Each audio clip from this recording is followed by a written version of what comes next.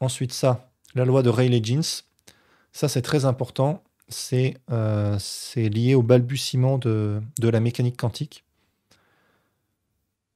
Donc c'est un petit peu de l'astrophysique, hein, c'est ce que je disais tout à l'heure. Vous regardez donc le spectre d'un corps noir, donc typiquement d'une étoile. Un corps noir, on en a parlé, je ne sais plus quand la dernière fois, c'est un objet qui, on en a parlé avec Pierre Curie justement. Pierre Curie a travaillé sur les corps noirs. Un corps noir, c'est un objet qui absorbe toute la lumière qui lui est envoyée. Donc c'est l'inverse d'un miroir. Le miroir, il renvoie tout. Le corps noir, lui, il absorbe tout. Et donc, la lumière que vous recevez d'un corps noir, c'est pas de la réflexion. Il y a vu qu'il n'y a aucune réflexion, vu qu'il absorbe tout. Cette lumière, c'est forcément quelque chose qui est émis par les molécules ou les atomes en lien avec la température. Salut Néorig, bienvenue. Donc on parle de Rayleigh aujourd'hui et du rayonnement de corps noir, là, plus précisément. Et donc on a donc les observations du rayonnement de l'énergie. On dirait le nom Rayleigh-Jeans, on dirait le nom d'un cocktail. Ouais. Ouais. C'est un cocktail assez corsé. Vous allez voir, c'est un peu compliqué. Vous voyez ce genre d'équation là. Donc là, ce qu'on trace, c'est en fonction de la longueur d'onde, on regarde comment l'étoile émet de la lumière. Ouais, Rayleigh-Jeans, exactement. Et donc vous le savez, hein, le Soleil, il émet pas de la même manière dans toutes les longueurs d'onde. Il émet surtout dans le visible, autour du jaune. Il émet aussi un peu d'ultraviolet, un peu de rayons infrarouges, mais un peu moins. Donc il y a une sorte de bosse comme ça. Donc c'est la courbe en noir. Ça, c'est la courbe réelle qui est observée. C'est typiquement comme ça. Et donc on essayait de comprendre, de trouver des lois mathématiques, donc un peu comme ce que j'ai montré là, voilà. Ça, c'est des équations qui permettent, si vous tracez cette courbe-là, bah, vous obtenez soit la bleue, soit la rouge.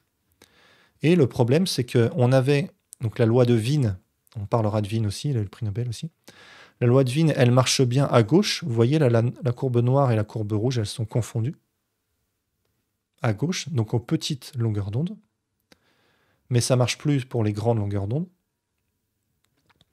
Et donc, mais ça, c'était une loi thermodynamique. Donc, c'était un peu de la physique du 19e siècle. Donc, c'était un peu normal que ça ne fonctionne pas.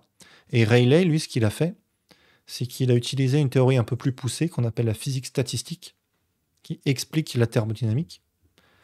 Donc, typiquement, vous voulez la thermodynamique, elle parle de température, de pression, de ce genre de choses.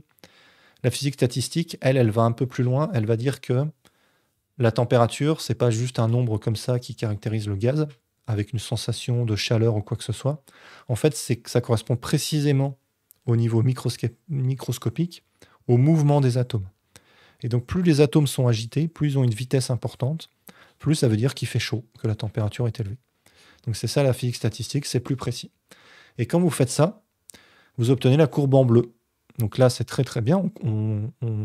Ça marche bien aux grandes longueurs d'onde, alors que la rouge, elle faisait n'importe quoi. Sauf que, eh ben, cette fois-ci, ça marche plus pour les petites longueurs d'onde.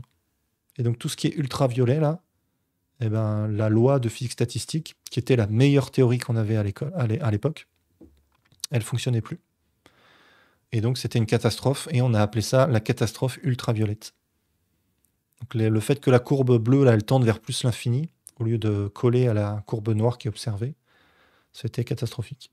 Et pour résoudre le problème, la réponse à l'énigme, entre guillemets, ça a été donné par Planck, qui a donné le top départ de la mécanique quantique en faisant certaines hypothèses dont on reparlera. On parlera de Planck, bien sûr. Et Planck, lui, et sa loi, elle colle parfaitement aux observations. En gros, il va dire que la lumière se propage non pas comme une onde continue, mais par petits paquets, par petits grains. Et aujourd'hui, ces petits grains, on les appelle des photons.